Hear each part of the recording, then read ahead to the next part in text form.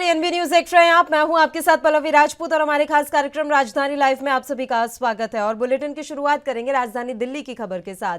दिल्ली सरकार की ओर से श्रमिकों को दिवाली का तोहफा मिला है। दिल्ली के उप मुख्यमंत्री मनीष सिसोदिया ने दिल्ली के अकुशल, अर्धकुशल और अन्य श्रमिकों को महंगाई भत्ता बढ़ाने का आदेश जारी किया है। साथ ही उप मुख्यमंत्री ने सभी श्रमिकों और कर्मचारियों की बढ़ी हुई दर के साथ भुगतान सुनिश्चित करने का भी निर्देश दिया है।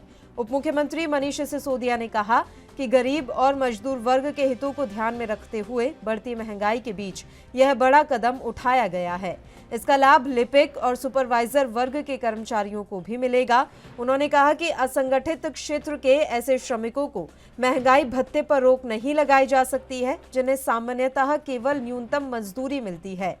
इसलिए दिल्ली सरकार ने महंगाई भत्ते जोड़कर नया न्यूनतम वेतन की घोषणा की है।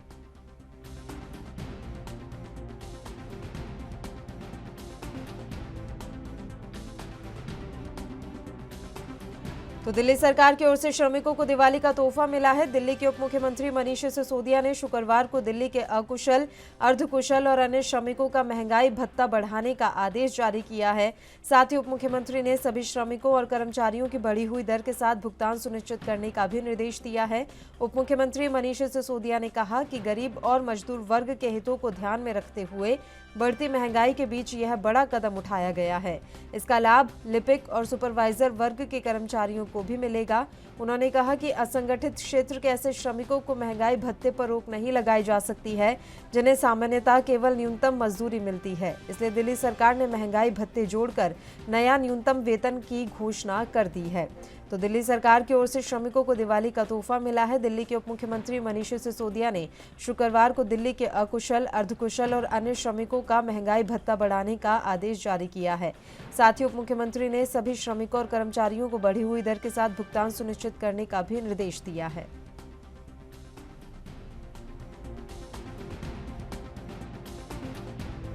उप मुख्यमंत्री मनीष सिसोदिया ने कहा कि गरीब और मजदूर वर्ग के हितों को ध्यान में रखते हुए बढ़ती महंगाई के बीच यह बड़ा कदम उठाया गया है। इसका लाभ लिपिक और सुपरवाइजर वर्ग के कर्मचारियों को भी मिलेगा। उन्होंने कहा कि असंगठित क्षेत्र के ऐसे श्रमिकों को महंगाई भत्ते पर रोक नहीं लगाई जा सकती, जिन्हें सामान्यतः केवल न्यूनतम मजदूरी मिलती है।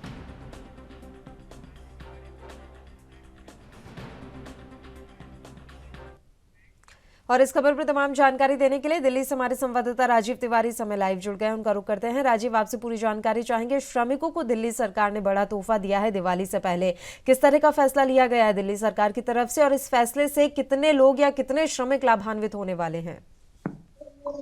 देखिए, बिल्कुल सही कहा आपने। यहाँ पर दिल्ली सरकार की बात करें तो दिल्ली सरकार जो है, कोरोना काल की बात करें तो कोरोना काल के अंदर भी कहीं ना कहीं श्रमिकों के लिए, कहीं ना कहीं मजदूरों के लिए काफी कोशिश करती हुई नजर आ रही थी। मगर आज जिस तरीके से दिवाली का तोहफा दिया जा रहा है तो उससे साफ जाहिर है कहीं ना कहीं मजदूरों के बारे में दिल्ली सरकार जो है वो ज्यादा सोचती हुई नजर आ रही है। मगर यहाँ पर जिस तरीके से श्रमिकों की बात करें, अर्ध श्रमिकों की बात करें, या फिर क्या कुशल कारीगरों की बात करें, या फिर कुशल मजदूरों की बात करें, उनके लिए लगातार अब दिल्ली सरकार जो है वो बढ़ोतरी भी करती हुई नजर आ रही है। क्योंकि पहले जो कुशल मजदूर थे उनको कहीं ना कहीं 16,500 रुपए, 506 रुपए से लेकर उनको भी अब बढ़ा दिया गया है, यानी कि 16,792 रुपए कर दिया गया है। हर तरीके से ये कोशिश की जा रही है जो कुशल कारीगर है या कुशल मजदूर है, जो सरकारी इमारतों में काम करते थे या फिर क्या है सुपरवाइजर है, उनके लिए भी कहीं ना कहीं दिल्ली सरकार जो है वो हर तरीके से प्रयास करती हुई नजर आ रही है कि दिवाली का कहीं ना कहीं उनको तोहफा दिया जाए। और कहीं ना कहीं जो उनकी अर्थव्यवस्था थी या फिर कहें जो उनको सैलरियों की दिक्कत हो रही थी या फिर कहें उनको जो लेबर नहीं मिल पाती थी, उसको लेकर भी दिल्ली सरकार जो है लगातार प्रयास कर रही है। और शायद इस प्रयास से कहीं ना कहीं उन मजदूरों के ऊपर जरूर असर देखने को मिलेगा जिनको इसकी खास तौर पर जरूरत थी। जी बिल्कुल, अभी आपसे ये भी जानकारी चाहेंगे कि किस तरह का ये प्रयास है। अगर महंगाई भत्ता बढ़ा भी रही है केजरीवाल सरकार, तो कितना प्रतिशत बढ़ेगा? क्या इस तरह का कोई फैसला लिया गया है या फिर अभी सिर्फ ये प्रस्ताव है? देखिए, बिल्कुल सही कहा आपने। यहाँ पर बात करें जिस तरीके से दिल्ली सरकार की बात करें तो दिल्ली सरकार लगातार कहीं ना कहीं मजदूरों के बारे में सोच रही है। और जिस तरीके से उनकी महंगाई भत्ते की बात की जाए तो महंगाई भत्ते को भी अभी बढ़ाया जाएगा और इसको लेकर अधिकारियों के द्वारा कहीं ना कहीं बैठक भी की गई मनीष सिसोदिया के द्वारा। क्या ये भी कोशिश की गई कि आने वाले दिनों के अंदर और ज्यादा कहीं ना कहीं मजदूरों को सहायता मिल सके। मगर यहाँ पर बात करें लगातार महंगाई भत्ते को बढ़ाने की, क्योंकि इस समय जो महंगाई बढ़ी हुई है उससे कहीं ना कहीं जो मजदूरों की कहीं ना कहीं कमर जो है वो टूटी हुई रही है उसको कहीं ना कहीं मजबूती देने के लिए इस तरीके के प्रयास जो है वो दिल्ली सरकार के द्वारा किए जा रहे हैं। तो उससे साफ जाहिर है कहीं ना कहीं श्रमिकों की बात करें, मजदूरों की बात करें, अर्धकुशल कारीगरों की बात करें, उनको लेकर भी कहीं ना कहीं दिल्ली सरकार जो है वो हर तरीके से ये प्रयास कर रही है कि उनको दिवाली से पहले ही उनका जो कहते हैं मुनाफा है या फिर कहीं जो उनकी मजदूरी है वो उन तक मिल सके। और कहीं ना कहीं जिस तरीके से बढ़ोतरी की गई है यानी कि कुशल कारीगरों के लिए और कुशल मजदूरों के लिए वो कहीं ना कहीं उनको समय पर मिले, इसी को लेकर कहीं ना कहीं अधिकारियों के द्वारा भी कहीं ना कहीं बैठक की जा रही है और ये भी कोशिश की जा रही है जो उनकी जो पैसे हैं वो कहीं ना कहीं उनको उनके अकाउंट में मिले और समय से मिले, ताकि दिवाली जो है उनकी कहीं ना कहीं अच्छे तरीके से मनती हुई नजर आए। मगर यहाँ पर बात करें जिस तरीके से दिल्ली सरकार लगातार मजदूरों को लेकर कहीं ना कहीं कारीगरों को लेकर या फिर कुशल कारीगरों को लेकर जो कोशिश कर रही है वो कहीं ना कहीं सराहनीय जरूर मानी जा रही है, क्योंकि कोरोना काल के अंदर भी कहीं ना कहीं दिल्ली सरकार ने इस तरीके के प्रयास जो किए थे वो कहीं ना कहीं मजदूरों को उसका फायदा भी मिलता हुआ नजर आया था। जी राजीव, ये तो अभी की घोषणा है, इससे पहले भी कोई बड़ी घोषणा या बड़े फैसले किए गए हैं दिल्ली सरकार की तरफ से मजदूर वर्ग के हितों को ध्यान में रखते हुए? देखिए बिल्कुल सही कहा आपने। यहाँ पर बात करें जैसे जैसे दिवाली का फेस्टिवल बिल्कुल नजदीक आ रहा है तो दिल्ली सरकार जो है वो लगातार प्रयास भी कर रही है, उन प्रयासों को कैसे धरातल पर उतारने की भी कोशिश की जा रही है। मगर अभी जो घोषणा की गई है ये सिर्फ अभी घोषणा है और देखना होगा कि इस घोषणा से दिवाली से पहले, जैसे उन्होंने कहा मनीष सिसोदिया ने कि दिवाली से पहले ही उनका जो मुआवजा है या फिर कहीं जो उनके जो बढ़ाया गया है जो उनके पैसे हैं वो उनको समय पर मिल पाते हैं या फिर समय से बाद में मिल पाएंगे। मगर ये चीज गौर जरूर करनी होगी कि अधिकारियों के द्वारा यह कोशिश की जाए कि समय पर हर मजदूर को उनकी मेहनत का जो हक है वो मिलता हुआ नजर आए। मगर यहाँ पर जिस तरीके से महंगाई भत्ते को बढ़ाने की बात की गई है मगर इसके अलावा कोई और जो योजनाएं हैं वो नहीं अभी लागू की गई है, तो साफ जाहिर है कहीं ना कहीं कुछ मजदूरों को जरूर फायदा होता हुआ नजर आएगा। मगर जो और बाकी मजदूर है, प्राइवेट वर्क की बात करें, जब भी कहे जो और मजदूर है या फिर गरीब लोग हैं उनके लिए दिल्ली सरकार क्या योजना लेके आएंगी और उसको कब तक गरीबों तक पहुंचाया जाएगा ये जरूर देखना होगा। जी राजीव, आखिरी सवाल है, देखिए रोजगार के मसले पर हमेशा से घिरती रही है अरविंद केजरीवाल की सरकार, क्या अभी इस दिशा में सरकार कोई प्रयास कर रही है या फिर सिर्फ चुनावी मोड में है इस समय अरविंद केजरीवाल? देखिए बिल्कुल सही कहा आपने। यहाँ पर जिस तरीके से दिल्ली सरकार की बात करें तो दिल्ली सरकार लगातार मजदूरों के लिए और यहाँ तक कि गरीबों के लिए बड़ी बड़ी घोषणाएं जरूर करती हुई नजर आती है और उन कोशिशों को कहीं ना कहीं धरातल पर उतारने की भी कोशिश की जाती है। मगर कहीं ना कहीं जनता तक पहुंचने के लिए जो सुविधाएं होती हैं वो कहीं ना कहीं काफी देर से पहुंच पाती है या फिर वो काफी समय तक उन तक पहुंचती ही नहीं है। और ऐसे दिल्ली के अंदर ऐसे बहुत सारे मजदूर है जिन तक अभी तक दिल्ली सरकार की इस योजना को नहीं पहुंचाया जा सका है। यानी कि क्या है, सरकारी विभाग के अंदर जो काम करते हैं उनके या फिर क्या है जिनका रजिस्ट्रेशन है या फिर मजदूर वर्ग का कार्ड बना हुआ है उन तक तो उनकी सुविधाएं जरूर पहुंचाने की कोशिश की जा रही है। मगर जो प्राइवेट वर्ग के अंदर काम करते हैं या फिर जो ऐसे लोग हैं जिनके पास श्रमिकों का कार्ड नहीं बना हुआ है उन तक दिल्ली सरकार किस तरीके से सुविधाएं पहुंचा पाएगी ये जरूर देखना होगा। मगर यहाँ पर जिस तरीके से आप चुनाव दिल्ली के अंदर निगम के जल्द नजदीक आते नजर आ रहे हैं और दिवाली का फेस्टिवल भी है तो शायद दिल्ली सरकार कहीं ना कहीं चुनाव के मद्देनजर रखते हुए ही इस तरीके की घोषणा की गई है। और इसके अंदर जो प्रॉफिट दिया जा रहा है वो कोई इतना बड़ा प्रॉफिट नहीं है जिसको कहीं ना कहीं मजदूर जो है वो काफी हद तक इसको सराहनीय माने। मगर हाँ ये जरूर है जिन जिन मजदूरों को इसकी सुविधाएं मिलती नजर आएंगी यानी कि जो मजदूर वर्ग की जो पैसे होंगे जो उन तक पहुंचाए जाएंगे अगर वो समय तक पहुंचते हैं तो जरूर उनको राहत मिलेगी। मगर अगर समय के बाद में यानी कि दिवाली के बाद में उनको इस तरीके का सुविधाएं मिलती है तो उसका कहीं ना कहीं उसका नुकसान भी कहीं ना कहीं दिल्ली सरकार को उठाना पड़ सकता है। मगर मजदूर जो है वो कहीं ना कहीं इस तरीके की कोशिश जो कोरोना काल के अंदर अपनाई गई थी यही कोशिश आगे भी जारी रहती है तो कहीं ना कहीं मजदूरों को फायदा होता हुआ नजर आएगा। जी चलिए, शुक्रिया राजीव, आप हमारे साथ जुड़े तमाम जानकारी देने के लिए। खबरों में आगे बढ़ेंगे और राजधानी शिमला की खबर का रुख करेंगे। प्रधानमंत्री नरेंद्र मोदी 13 अक्टूबर यानी कि आज हिमाचल प्रदेश के एक दिन के दौरे पर आएंगे। मोदी अपने इस एक दिवसीय हिमाचल दौरे के दौरान राज्यों को अरबों रुपए की सौगात देंगे। राज्य में विधानसभा चुनाव के शंखनाद से पहले मोदी के हिमाचल को यह आखिरी चुनावी सौगात होगी। प्रधानमंत्री इस दौरान चंबा और ऊना में रैलियों को भी संबोधित करेंगे। प्रधानमंत्री के दौरे की शुरुआत ऊना में बल्क ड्रग पार्क के शिलान्यास से होगी। ऊना में ही मोदी ऊना हमीरपुर रेल लाइन की आधारशिला भी रखेंगे और ऊना से वंदे भारत रेलगाड़ी को भी हरी झंडी दिखाएंगे। वंदे भारत रेलगाड़ियों की श्रेणी में ये देश की चौथी रेलगाड़ी होगी। प्रधानमंत्री जी चंबा आकर 2 हाइडल प्रोजेक्ट का शिलान्यास करेंगे और उसके साथ साथ में प्रधानमंत्री ग्राम सड़क योजना के फेज 3 का भूमि पूजन करके शुरुआत करेंगे। उसके पश्चात आदरणीय प्रधानमंत्री नरेंद्र मोदी जी चंबा के चौगान में एक विशाल जनसभा को संबोधित करेंगे।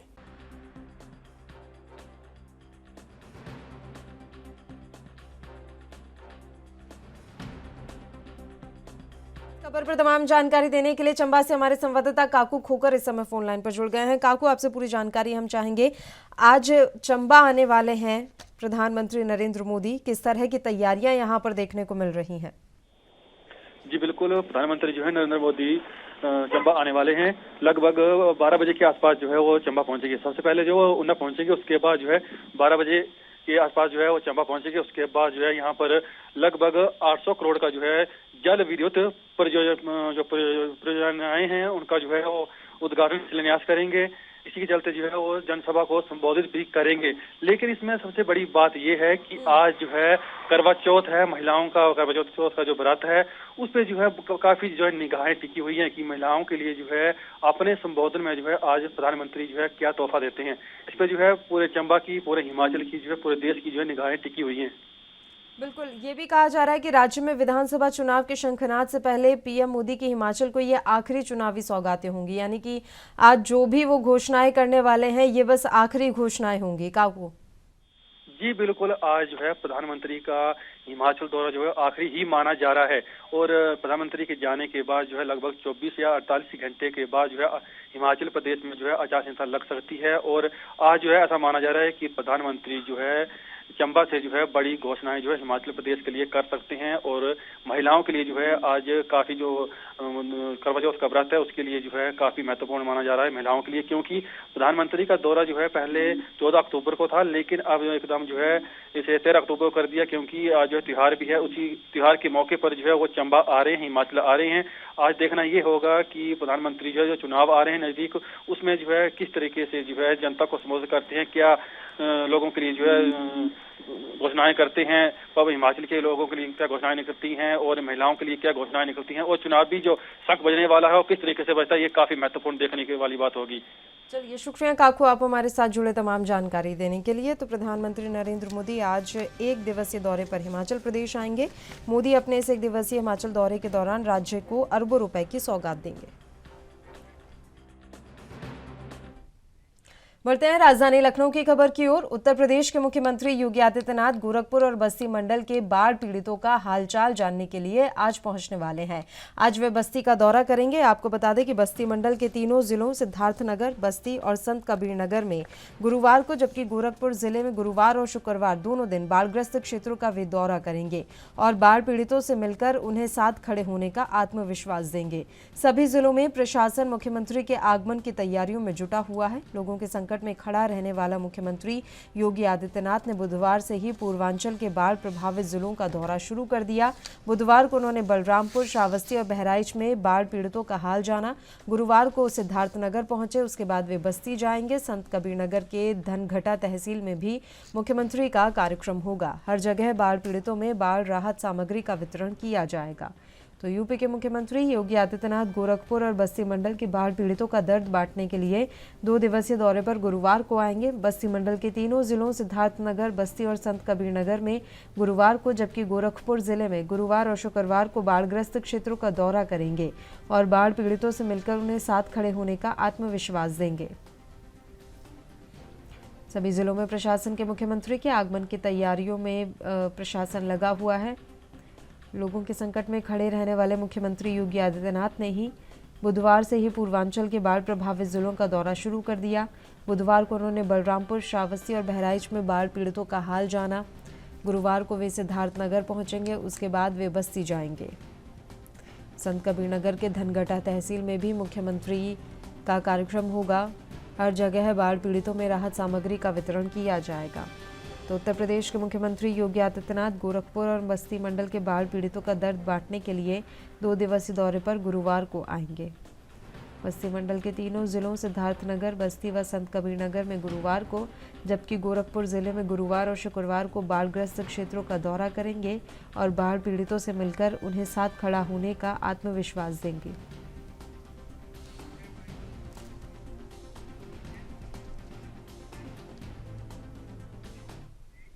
और इस खबर पर तमाम जानकारी देने के लिए हमारे संवाददाता जितेंद्र चौहान इस समय लाइव जुड़ गए हैं। जितेंद्र, हम आपसे पूरी जानकारी चाहेंगे। बाढ़ग्रस्त इलाकों का सीएम योगी आदित्यनाथ दौरा करने वाले हैं, किस तरह का आज पूरे दिन का उनका कार्यक्रम है? लगातार बाढ़ प्रभावित क्षेत्रों का जो जिले हैं उनका कहीं न कहीं कल उन्होंने भ्रमण भी किया और साफ तौर पे कहा जा सकता है आज फिर उत्तर प्रदेश के मुख्यमंत्री योगी आदित्यनाथ बाढ़ के निरीक्षण जहां पर बाढ़ आई है वहां पर सर्वेक्षण करने निकलेंगे। आज सबसे पहले बात की जाए तो उत्तर प्रदेश सरकार की कैबिनेट बैठक है, 11 बजे कैबिनेट बैठक होगी। लखनऊ के लोक भवन में एक कैबिनेट बैठक आयोजित होगी। मुख्यमंत्री योगी आदित्यनाथ की अध्यक्षता में ये बैठक होगी। कई अहम प्रस्ताव हैं, अहम प्रस्तावों पर आज मोहर लग सकती है और उसके बाद बैठक के पश्चात वो बाढ़ग्रस्त जो क्षेत्र है उसका दौरा करेंगे। और वो सबसे पहले बात की जाए तो सिद्धार्थनगर, बस्ती, संत कबीर नगर, गोरखपुर ये जिले हैं और कहीं ना कहीं इसके बाद 1:05 पे वो लखनऊ से प्रस्थान करेंगे और सिद्धार्थनगर में बाढ़ग्रस्त क्षेत्रों का दौरा करेंगे।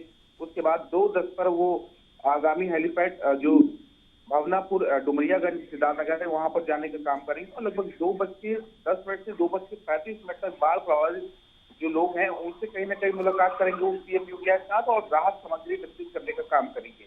वहीं वहां पर मीडिया से मुखातिब करने का काम भी उत्तर प्रदेश के मुख्यमंत्री योगी आदित्यनाथ करेंगे और उसके बाद आवाज नहीं आ रही आपकी जो गौशाला है वहां पर जाने का काम करेंगे।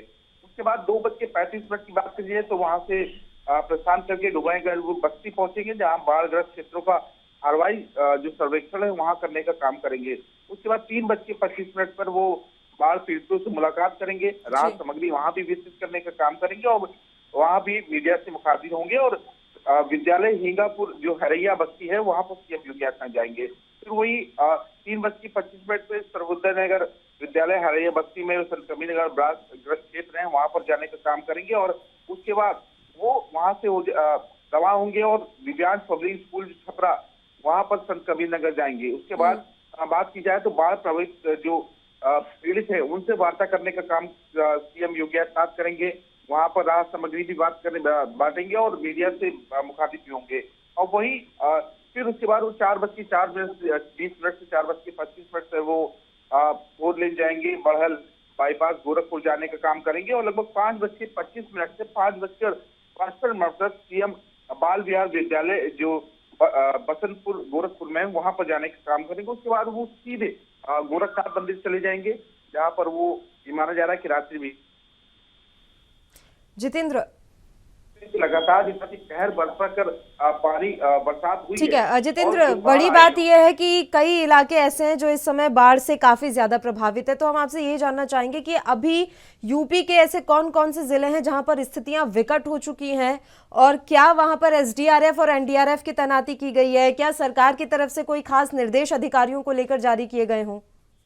देखिए पल्लवी, कल सीएम योगी आदित्यनाथ ने खुद एक बड़ी बैठक करी थी और बाढ़ग्रस्त जो क्षेत्र है वहां पर सीएम योगी आदित्यनाथ ने साफ तौर पे कह दिया अधिकारी से कि राहत सामग्री बराबर पहुंचाने का काम करें, किसी भी प्रकार की कोई भी कोताही बर्दाश्त नहीं की जाएगी और लोगों को राहत देने का काम किया जाए। जो लोग बाढ़ में उनकी खेती चली गई, उनके जानवर बह गए, उन सबको मुआवजा देने का काम किया जाए। एक एक चीजों का पूरा आकलन किया जाए और समय समय पर रिपोर्ट दी जाए और जिलाधिकारी से लेकर तमाम अधिकारी को बाढ़ जो क्षेत्र है, बाढ़ग्रस्त जो क्षेत्र है वहां पर राहत सामग्री समय समय पर पहुंचाई जाए। और साथ ही साथ सीएम योगी आदित्यनाथ की बात की जाए तो लगातार उत्तर प्रदेश के कई ऐसे जिले हैं जो बाढ़ग्रस्त जहां सीएम जा रहे हैं और उसी के लिए सीएम योगी आदित्यनाथ जगह जगह जाकर दौरा कर स्थितियों का जायजा ले रहे हैं। शुक्रिया जितेंद्र, आप हमारे साथ जुड़े तमाम जानकारी देने के लिए। राजधानी मुंबई की खबर का रुख करेंगे। महाराष्ट्र में सत्ता परिवर्तन के बाद से ही शिवसेना के दोनों गुटों में चुनाव चिन्ह को लेकर आपाधापी की स्थिति मची हुई थी। अब उद्धव गुट को नया चुनाव चिन्ह मशाल मिल गया है, जिसके बाद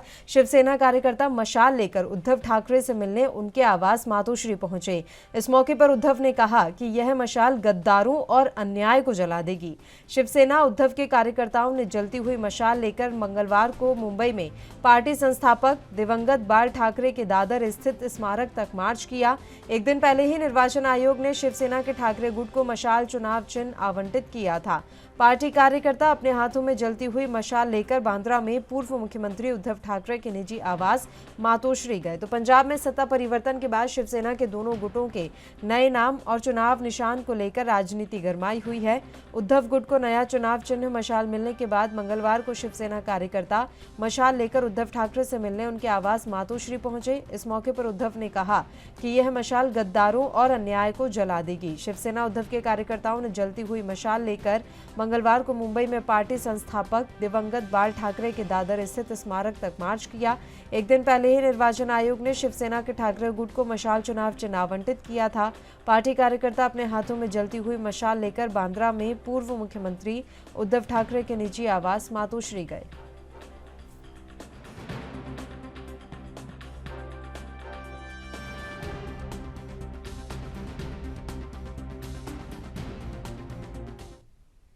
और इस खबर पर तमाम जानकारी देने के लिए मुंबई से हमारे संवाददाता सत्यप्रकाश सोनी लाइव जुड़ गए हैं। सत्यप्रकाश, आपसे पूरी जानकारी चाहेंगे। शिवसेना उद्धव गुट के जो कार्यकर्ता हैं, बताया जा रहा है कि वे मशाल लेकर मार्च करने के लिए निकले हैं। क्या कुछ जानकारी है, किस तरह का ये मार्च था और ये कार्यकर्ता कहां से इस मार्च को शुरू करके कहां तक पहुंचे? बिल्कुल पल्लवी जी, महाराष्ट्र में शिवसेना को दो गुट होने के बाद एक नाथ शिंदे गुट को बाला साहब ठाकरे की शिवसेना और उद्धव ठाकरे की शिवसेना को जो है कहीं कहीं दोनों चुनाव निशान और नाम मिल गए हैं। इसको लेकर कार्यकर्ता और पदाधिकारी लगातार कोशिश कर ज्यादा से ज्यादा जो है चुनाव निशान लोगों तक पहुंचाया जाए। यही वजह है कि कल तमाम कार्यकर्ता मातोश्री मशाल लेकर अपने हाथ में पहुंचे। उद्धव ठाकरे को यह मशाल देते हुए उन्हें अभिवादन किया और ये बताया कि आने वाले दिनों में इसी मशाल के जरिए महाराष्ट्र की सियासत में जो है फतेह करेंगे। और इस दौरान उद्धव ठाकरे ने कहा कि यह मशाल दुश्मनों को और बागियों को जलाने के लिए है। इसे सुरक्षित रखे और संभाल कर चले। खासकर जब आप बाहर निकलते हैं तो किसी को भी इस मशाल से दिक्कत नहीं होना चाहिए। सिर्फ मशाल इसके लिए है कि तमाम जो बागी विधायक हैं या बागी लोग हुए हैं या उनके साथ बगावत करते हैं, उन्हें जलाने के लिए काफी है। लेकिन इस पर भाजपा की भी प्रतिक्रिया आ गई है पल्लवी जी। बीजेपी का क्या कुछ कहना है इस पर?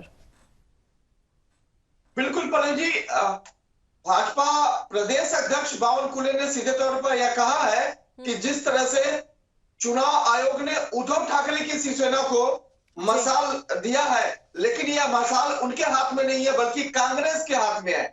तो कांग्रेस की जकड़ वाली यह मशाल जो है किसी काम की नहीं है और आने वाले चुनाव में जनता जो है कभी इसे स्वीकार नहीं करेगी। यानी कि जिस तरह से मुंबई के अंधेरी इलाके में एक विधायक के दिवंगत होने के बाद अब चुनाव होने वाला है, उसको लेकर यह सीधे तौर पर इशारा था कि शिवसेना की जीत नहीं हो सकती है।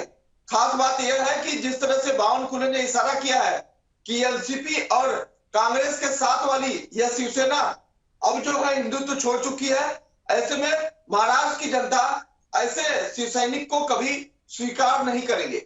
चलिए, शुक्रिया सत्यप्रकाश, आप हमारे साथ जुड़े तमाम जानकारी देने के लिए। बढ़ते हैं राजधानी चंडीगढ़ की खबर की ओर। पंजाब में दिवाली समेत अन्य त्योहारों के मौके पर लोग ग्रीन पटाखों का आनंद उठा सकेंगे। दरअसल राज्य सरकार ने पटाखों को लेकर नई एडवाइजरी जारी की है और राज्य के पर्यावरण एवं विज्ञान प्रौद्योगिकी मंत्रालय के मुताबिक लोगों की भावनाओं को ध्यान में रखते हुए सुप्रीम कोर्ट और नेशनल ग्रीन ट्रिब्यूनल की हिदायतों के अनुसार यह फैसला लिया गया। पंजाब के पर्यावरण विज्ञान एवं प्रौद्योगिकी मंत्री गुरमीत सिंह मीथेयर ने इस फैसले की जानकारी देते हुए बताया कि दिवाली वाले दिन 24 अक्टूबर को 2 घंटे यानी रात 8 बजे से 10 बजे तक पटाखे चलाए जा सकेंगे। इसके साथ ही उन्होंने बताया कि केवल ग्रीन पटाखों की खरीद बिक्री और चलाए जाने की आज्ञा दी गई है। लिथियम, बेरियम आदि जहरीले रसायन वाले पटाखे और लड़ी वाले पटाखों पर पूरी तरह से पाबंदी रहेगी। पर्यावरण मंत्रालय की ओर से जारी दिशा निर्देशों के मुताबिक दिवाली के अलावा 8 नवंबर को श्री गुरु नानक देव जी के प्रकाश पर्व वाले दिन भी सुबह 4 बजे से 5 बजे तक 1 घंटा और रात 9 बजे से लेकर 10 बजे तक 1 घंटा पटाखे चलाए जाने की इजाजत होगी।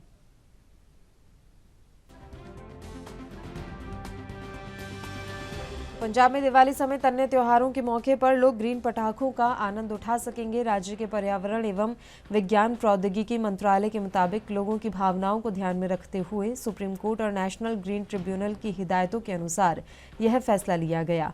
पंजाब के पर्यावरण विज्ञान एवं प्रौद्योगिकी मंत्री गुरमीत सिंह मीथेर ने इस फैसले की जानकारी देते हुए बताया कि दिवाली वाले दिन 24 अक्टूबर को 2 घंटे यानी कि रात 8 बजे से 10 बजे तक पटाखे चलाए जा सकेंगे। इसके साथ ही उन्होंने बताया कि केवल ग्रीन पटाखों की खरीद बिक्री और चलाए जाने की आज्ञा दी गई है।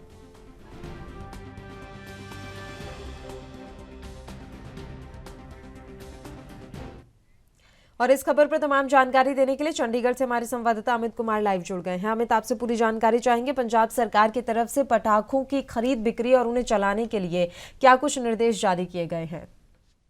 आज देखिए, आपको बताइए कि पंजाब में दिवाली बड़े धूमधाम से मनाई जाती है, पर पंजाब से अगर हम कहें कि कह सकते हैं कि पोल्यूशन का एक बहुत बड़ा बादल लगातार हम कह सकते हैं कि दिल्ली और आसपास के क्षेत्र में जाता है। इस चीज को देखते हुए इस बार बकायदा कई सख्त आदेश दिए गए हैं कि पोल्यूशन को देखते हुए जो क्रैकर्स हैं, हम कहें पटाखे, उनके ऊपर एक सख्त नकेल रखी जाए। तो इसी चीज को देखते हुए इस बार 2 घंटे की 24 तारीख को अगर हम कहें कि 2 घंटे पटाखे चलाने की इजाजत स्पेसिफाई किया गया है कि सिर्फ ग्रीन पटाखे सेट किए जाएंगे।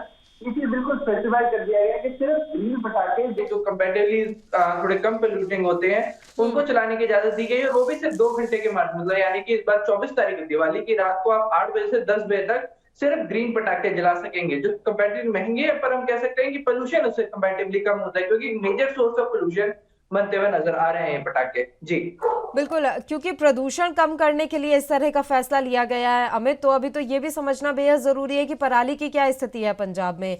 प्रदूषण तो उससे भी फैल रहा होगा राज्य में। अभी पराली के लेकर हम कहें कि लगातार अपनी तरफ से हम कह सकते हैं पंजाब सरकार कोशिश करेगी। देखिए, मुआवजा देने की पहले जहां बात हुई थी उसके ऊपर अगर हम कहें कि सहमति नहीं बन पाई, जहां पे पहले उम्मीद की जा रही थी कि केंद्र सरकार की तरफ से 1500 रुपए दिए जाएंगे, पंजाब 500 रुपए देगा, और वहीं दिल्ली से, क्योंकि मीट अगर हम कहें पराली का धुआं दिल्ली को बहुत ज्यादा नेगेटिवली इफेक्ट करता है, 500 रुपए दिल्ली से आएंगे। तो ऑल ओवर किसानों को 2500 रुपए दिए जाएंगे। पर उसको लेकर अगर हम कहें जहां पहले सेंट्रल सरकार ने, फिर दिल्ली सरकार ने, उसके बाद पंजाब सरकार ने मना कर दिया, क्योंकि फीजिबिलिटी नहीं थी, पैसे इतने नहीं थे। उसके बाद किसानों के ऊपर सीधे तौर पे अपील की गई थी कि आप पराली ना जलाएं। उन्होंने बोला कि हम अपनी तरफ से जो हैप्पी सीडर्स हैं, जो मशीन्स हैं, वो जल्द से जल्द प्रोवाइड करने की कोशिश करेंगे। इसके लिए बकायदा एक ऐप भी लॉन्च कीजिए। बकायदा मशीन्स को लिए एक ऐप लॉन्च की गई है, जिसमें किसान ऐप में लॉग इन करके ये जान सकेंगे सबसे नजदीक मशीन कहाँ पर है और कब वो अवेलेबल होगी, कितनी देर के लिए उनके पास होगी।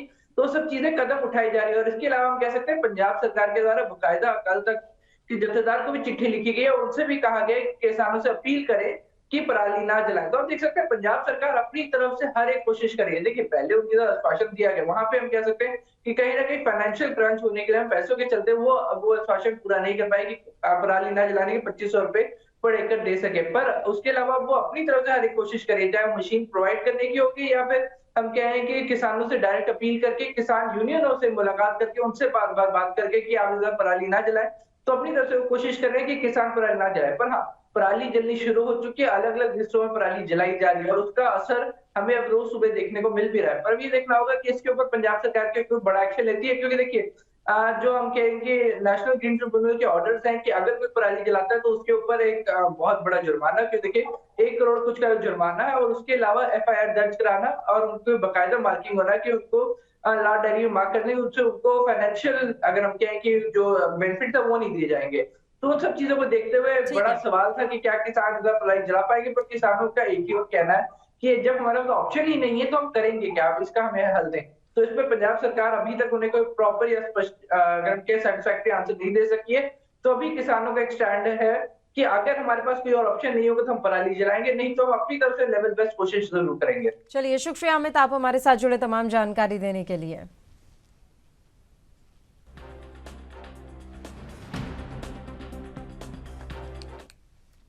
बढ़ते हैं राजधानी देहरादून की खबर की ओर। यूके SSSC में हुई धांधली के मामले पर कोर्ट में एक याचिका डाली गई थी और उस याचिका में लिखा गया था कि इस पूरे मामले की CBI से जांच कराई जाए। अब उस संबंधित याचिका पर कोर्ट ने अपना फैसला सुरक्षित रख लिया है। नैनीताल हाईकोर्ट में प्रतिपक्ष के उपनेता भुवन कापड़ी ने याचिका दाखिल की थी। मामले की सुनवाई करते हुए महाधिवक्ता ने न्यायालय से कहा कि किसी भी आरोपी को छोड़ा नहीं जाएगा।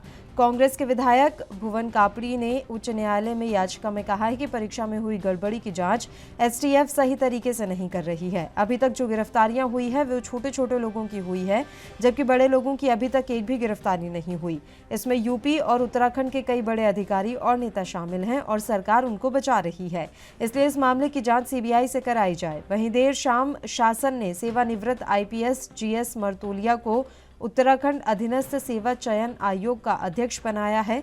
बता दें कि 5 अगस्त को स्नातक स्तर की भर्ती में परीक्षा में नकल और पेपर लीक मामले में आयोग के अध्यक्ष एस राजू ने त्यागपत्र दे दिया था।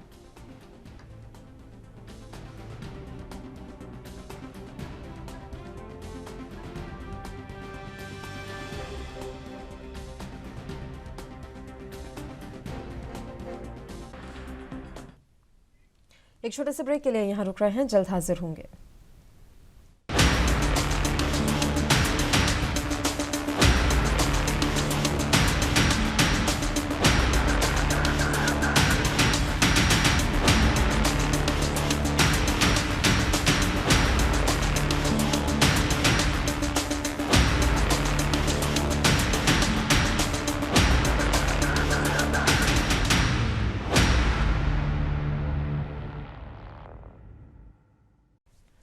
ब्रेक के बाद एक बार फिर से आप सभी का स्वागत है। ब्रेक पर जाने से पहले हमने आपको देहरादून की खबर से रूबरू करवाया था। यूके ट्रिपल में हुई धांधली की सीबीआई से जांच कराने संबंधित याचिका पर कोर्ट ने अपना फैसला सुरक्षित रख लिया है। अब इस मसले पर तमाम जानकारी देने के लिए हमारे संवाददाता अमित कुमार इस समय फोन लाइन पर जुड़ गया। अमित, आपसे हम पूरी जानकारी चाहेंगे। यूके ट्रिपल में हुई धांधली का जो मामला है उस पर कोर्ट में सुनवाई हुई और अभी तक क्या कुछ जानकारी मिल रही है? बिल्कुल, देखिए पल्लू, जिस तरीके से बात की जाए यूके एसएससी जो परीक्षा घोटाला है, इसमें एक के बाद एक जो नए मोड़ आए हैं। अब इसमें बेहद ही अहम मोड़ आ चुका है, क्योंकि नैनीताल हाईकोर्ट में यहाँ पर जो भुवन कापड़ी हैं कांग्रेस के विधायक, उनकी तरफ से याचिका डाली गई थी कि इसमें यहाँ पर सीबीआई जांच की मांग लगातार की जा रही थी सरकार से, लेकिन वहाँ पर एसटीएफ की जांच को करवा दिया गया। सीबीआई जांच को यहाँ प्रमुखता नहीं दी। उसको लेकर के जब कांग्रेस नेता हाईकोर्ट जाते हैं, हाईकोर्ट में, और सबसे बड़ी बात यह है कि हाईकोर्ट में इसकी सुनवाई कल की गई है और उस सुनवाई के बाद जो फैसला है उनका वो सुरक्षित रख लिया गया है और उसको आदेश कभी भी हो सकता है उस मामले को लेकर। तो पूरी तरीके से कहा जा सकता है कि लगातार कांग्रेस की बात करें, यूके एसएससी जब यहाँ पर परीक्षा घोटाले को लेकर लगातार जो एक तरफा हमला लगातार किया जा रहा है, उस पर कहीं ना कहीं अब नया मोड़ आता था और हाईकोर्ट ने उस पर सुनवाई करते हुए फैसला सुरक्षित रख दिया गया है। इससे आदेश कभी जारी हो सकता है। और वहीं बात की जाए सरकार की तरफ से, जो यहाँ पर सीएस रावत है, उन्होंने कहा कि 46 लोगों की गिरफ्तारी हो चुकी है, जांच तेजी से चल रही है। जो मुख्य आरोपित है हरकम सिंह, उसका अवैध मकान रिसोर्ट की ध्वस्तीकरण की कार्रवाई की जा चुकी है, इसलिए सीबीआई जांच की आवश्यकता नहीं है। लेकिन यहाँ पर बात की जाए जो विपक्ष की तरफ से यहाँ पर लगातार जो वकील की लगातार दलील दी जा रही है कि बड़े लोगों को, बड़े चेहरों को, बड़े नेताओं को इसमें बचाने की कोशिश की जा रही है, उसको लेकर सीबीआई जांच बेहद ही जरूरी है। कोर्ट ने सुनवाई करी है हर पहलू को लेकर के और जो फैसला है वो सुरक्षित रख दिया गया है और आदेश जारी हो सकते हैं और कहीं ना कहीं सरकार की जो मुश्किलें हैं वो लगातार अब बढ़ती दिख सकती हैं। जी चलिए, शुक्रिया अमित, आप हमारे साथ जुड़े तमाम जानकारी देने के लिए।